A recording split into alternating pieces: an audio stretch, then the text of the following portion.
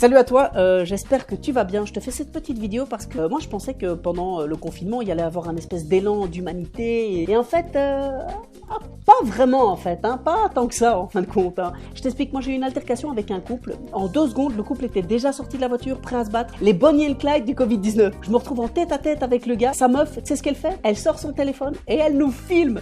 Mais ça c'est rien. Tu sais c'est quoi le pire? C'est qu'elle me dit, tu vas voir, mon mec il va te défoncer. Mon mec il va te défoncer. Mais qu'est-ce que...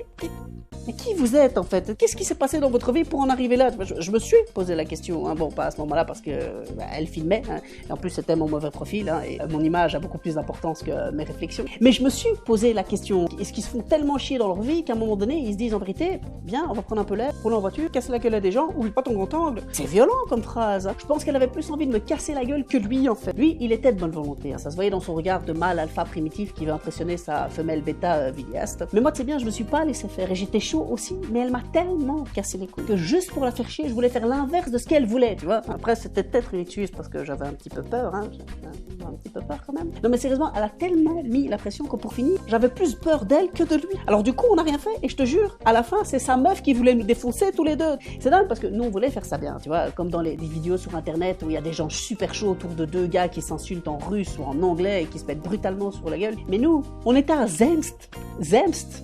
D'où c'est le nom d'une commune déjà. Tu sais, on dirait une recette de grand-mère, un mélange pourri entre du gingembre, de la pomme et du whisky que ta mamie te donnait le soir quand t'avais un peu de fièvre en te disant tiens, prends un peu de Zemst, ça va te faire du bien. Tu te réveillais 3 jours après, t'étais encore bourré, c'est ça que j'explique. Zemst, t'entends tout de suite que c'est une commune sans aucune virilité, je suis sûr. À Zemst, les oiseaux ils te chient dessus, il y a un microclimat d'enculé, quand tu traverses en dehors des passages piétons, tu te fais insulter par un flamand qui sort son chien en poussette. Et Dieu sait à quel point ça fait mal de se faire insulter en néerlandais par un mec qui pousse un pékinois.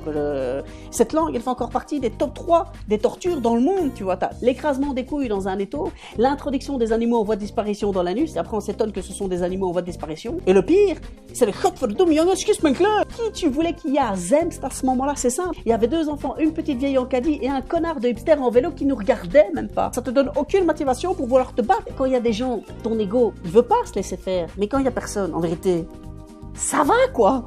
Tu vois, pour peu que t'aies quelque chose d'important à faire comme rien, et ça masque, c'est ça que je veux te dire. En plus, en tant qu'artiste, c'est déjà difficile parfois de remplir ces salles. Mais même quand je veux me battre, il y a personne qui vient me voir. Tu vois, je commence sérieusement à me remettre en question. Et cette meuf hystérique qui avait encore rien eu, qu'elle était déjà prête en mode tournage d'un direct live sur Insta, sérieusement. Sa meuf, elle l'oblige à casser la gueule à des gens et tout. Ouais, vas-y, casse la gueule. Non mais chérie, c'est ma mère. Pendant la pseudo-bagarre, en gueulant, elle m'a postionné dessus. J'ai vu le truc arriver en slow motion. Le Corona, il est arrivé direct avec des lunettes de soleil, des chips, du coca, une bonbonne respiratoire et il m'a dit viens, tranquille, on va se mettre une semaine dans le canapé, j'ai des potes qui vont ramener FIFA. Pour finir, c'est la police qui est arrivée et me demandez pas pourquoi, mais elle a tout de suite engueulé le couple. À mon avis, elle a capté direct que c'était des baraquis, hein, dû à leur niveau peu élevé de chicot dans leur mâchoire. Ah, je te jure, même son niveau d'élocution au gars, ça sentait le Nord-Pas-de-Calais, quoi. En tout cas, tout ça pour vous dire que moi, j'aime pas la violence. J'en ai connu beaucoup quand j'étais petit, mais je dirais pas de qui parce que je veux pas que ma mère culpabilise. Alors, n'oublions pas nos gestes d'humanité. Je vous embrasse. Ciao. Et tiche, ou tâche, ou tiche et tâche, ça c'est comme tu veux. Et n'oublie pas de t'abonner, hein, parce que c'est quand même du travail. Hein. Même si ça en a pas l'air, avec le confinement, les artistes on a un peu niqué, donc si tu veux soutenir, abonne-toi quoi. Allez, ciao.